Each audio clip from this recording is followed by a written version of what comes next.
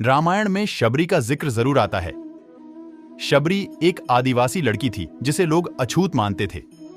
भगवान राम एक दिन उनकी कुटिया में पहुंचे और शबरी के झूठे बेर खाए। कौन थी शबरी? भगवान राम ने क्यों खाए थे झूठे बेर? सुनिए शबरी और राम की पूरी कहानी।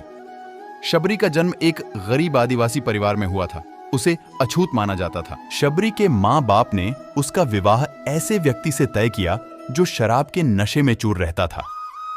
मांस मदिरा के अलावा उसे कुछ नजर नहीं आता था। शबरी ने जब रिश्ता तोड़ने की बात कही तो घर वालों ने मना कर दिया, मगर वह अपनी जिंदगी बर्बाद होते हुए नहीं देखना चाहती थी। शबरी शादी से ठीक पहले घर से भाग गई और जंगल में पहुंची। वहां जंगल में कई ऋषि मुनि तपस्या कर रहे थे। शबरी उन ऋषियों के लिए जंगल से लकड़ियां, हवन की अन्य सामग्री और खाने के लिए फल तोड़कर लाती थी। सभी ऋषि भी उसके काम से खुश थे। अचानक एक दिन ऋषि मुनियों को पता चला कि शबरी एक अछूत आदिवासी। उसके बाद सभी ऋषियों ने शबरी को किनारा कर दिया। शबरी जिस तालाब से जल लेने जाती थी, ऋषियों ने वहां से पानी लेना भी बंद कर दिया। आखिर में सिर्फ ऋषि मतंग ने ही उन्हें अपनाया और शिक्षा दी। उन्होंने शबरी को अपनी बेटी की तरह रखा। जब वे बूढ़े हो चले तो उन्होंने शबरी को पास बुलाया और कहा कि एक दिन भगवान राम तेरी कुटिया में आएंगे और खुद तुम्हें इस संसार से मुक्त करेंगे। ये कहकर ऋषि मतंग चल बसे। इसके बाद शबरी अकेली अपनी कुटिया में रहने लगी। वह रोजाना बाग से फूल और बेर तोड़कर लाती, फूलों से कुटिया को सजाती और राम का इंतजार करती। वह बेर को छक कर देखती कि वे मीठे हैं या नहीं। ये सिलसिला कई सालों तक चलता रहा।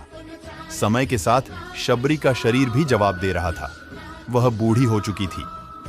एक दिन राम अपने छोटे भाई लक्ष्मण के साथ सीता की खोज में वन में भ्रमण कर रहे थे। राम को प्यास लगी तो उसी तालाब के पास पहुंचे।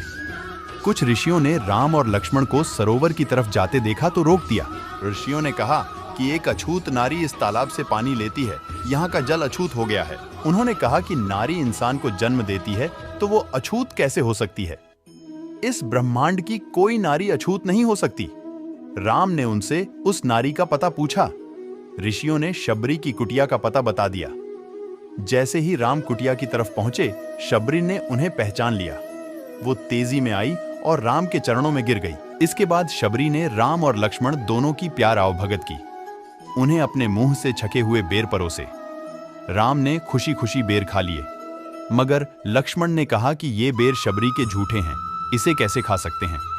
इस पर राम ने कहा कि ये झूठे नहीं बल्कि मीठे बेर हैं, इसमें मां शबरी का प्यार है। इसके बाद शबरी ने भगवान राम से देह त्याग की इच्छा जताई। राम ने आशीर्वाद दिया और शबरी ने उनके सामने ही अपना शरीर त्याग दिया। तो इस तरह शबरी का उद्धार हो गया। जय श्री राम।